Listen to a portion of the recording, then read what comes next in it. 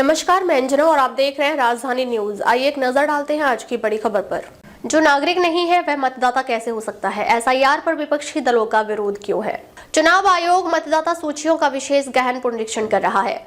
कुछ दल इसका विरोध कर रहे हैं। संविधान के अनुसार केवल भारतीय नागरिक ही मतदाता बन सकते हैं। यह प्रक्रिया देश की एकता और अखंडता के लिए महत्वपूर्ण है। कांग्रेस और बीजेपी विरोधी दलों के नेता चुनाव आयोग की ओर से मतदाता सूचियों के विशेष गहन पुनरीक्षण यानी एसआईआर का विरोध कर रहे हैं। हालांकि संविधान और कानून चुनाव आयोग को समय समय पर मतदाता सूची को अपडेट और संशोधित करने की जिम्मेदारी देते हैं। इन दलों ने एसआईआर को रोकने के लिए सुप्रीम कोर्ट से हस्तक्षेप करने की मांग भी की है।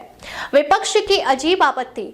विरोधी दलों ने पहले बिहार में एसआईआर का विरोध किया, तब सुप्रीम कोर्ट ने कुछ शर्तों के साथ एसआईआर जारी रखने की अनुमति दी और राज्य के लगभग किसी मतदाता ने यह शिकायत नहीं की कि उसका नाम गलत तरीके से मतदाता सूची से हटाया गया। मतदाता सूची से उनके नाम हटाना जरूरी है जो अब नहीं रहे, घर बदल चुके हैं या गैर कानूनी तरीके से सूची में शामिल हो गए हैं। यानी लोकतांत्रिक प्रक्रिया की पवित्रता बनाए रखने के लिए यह प्रक्रिया बहुत जरूरी है। इसके बावजूद कांग्रेस, टीएमसी, आरजेडी और डीएमके जैसी पार्टियां एसआईआर का लगातार विरोध कर रही हैं।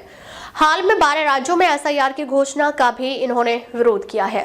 अजीब बात है कि इनकी आपत्तियों में से एक यही थी कि चुनाव आयोग गैर नागरिकों को मतदाता सूची से बाहर कर देगा।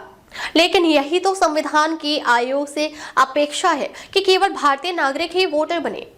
अगर आयोग यह काम नहीं करेगा तो अवैध घुसपैठिए और गैर कानूनी प्रवासियों के लिए मतदाता सूची में घुसने के रास्ते खुल जाएंगे। यह भारत की एकता, अखंडता और लोकतांत्रिक प्रक्रिया के लिए गंभीर खतरा होगा। संविधान के अनुसार 25 वर्ष से ऊपर का हर वोटर विधायक या सांसद बन सकता है और आगे चलकर मुख्यमंत्री या देश का प्रधानमंत्री भी। इसलिए आयोग की बड़ी जिम्मेदारी है कि गैर नागरिकों को वोटर सूची में शामिल न होने दें।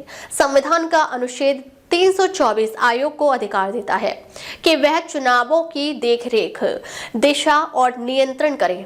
इसमें कहा गया है, संसद हर राज्य की विधानसभा और राष्ट्रपति व उपराष्ट्रपति के चुनाव, इन सभी के लिए मतदाता सूची तैयार करने और चुनाव कराने की पूरी जिम्मेदारी और अधिकार एक आयोग यानी जिसे संविधान में चुनाव आयोग कहा गया है को दिए जाते हैं।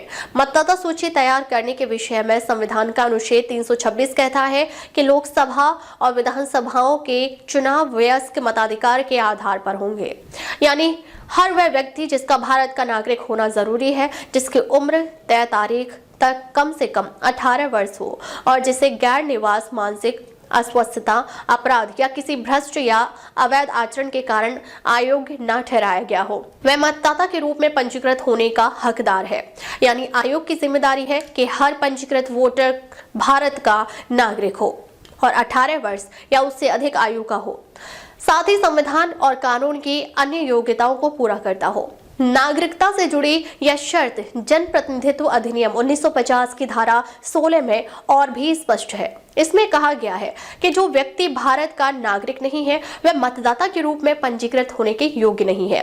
धारा 21 आयोग को अधिकार देती है कि वह नियमों के अनुसार मतदाता सूची तैयार और समय समय पर उसमें संशोधन करे। यानी केवल भारतीय नागरिक ही वोटर बन सकते हैं। मतदाता सूची में नाम जोड़ने के लिए नागरिकता कितनी जरूरी है, इसका सबसे अच्छा उदाहरण सोनिया गांधी से जुड़ा है।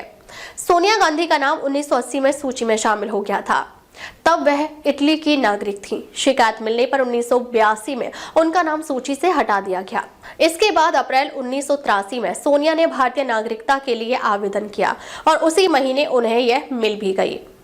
तब उनका नाम फिर से मतदाता सूची में शामिल किया गया। अब तक के लिए बस इतना ही। फिर मिलते हैं एक ऐसे ही बड़ी खबर के साथ। तब तक के लिए नमस्कार और देखते रहिए राजधानी न्यूज।